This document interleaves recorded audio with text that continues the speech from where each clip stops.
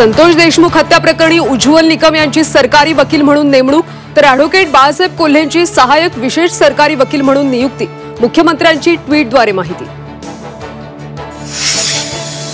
मसाजोग मधल्या ग्रामस्थांच्या अन्नत्याग आंदोलनाचा दुसरा दिवस। संतोष देशमुखांना न्याय देण्यासाठी कुटुंबियांचा अन्नत्याग। बजरंग सोनावणे आज आंदोलकांना भेट देणार। शिवसेना उद्धव बाळासाहेब ठाकरे पक्षाच्या महेश सावंतांच्या आमदारकीला आव्हान। शिवसेनेच्या सदा सरवणकरांकडून हायकोर्टात याचिका। 28 फेब्रुवारीला हायकोर्टात होणार सुनावणी। पुण्यात कर्नाटकच्या बसला काळं फासलं, ड्रायव्हरच्या चेहऱ्यालाही शाई फासली। मराठी माणसांची माफी मागेपर्यंत त्रास देणार, निलेश निकमांचा इशारा।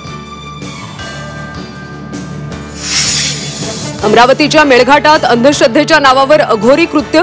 22 दिवसाच्या बाळाला दिले 65 चटके। बाळाची प्रकृती गंभीर। चिखलदरा तालुक्यातला धक्कादायक प्रकार। कोल्हापूरला वळसा घालून शक्तीपीठ महामार्ग पुढे नेला जाण्याची शक्यता।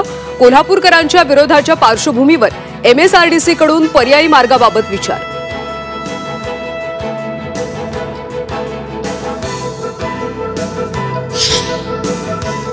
नमस्कार, सकाळचे 11 वाजतायत। बुलेटिन मध्ये तुम्हा सर्वांचं स्वागत।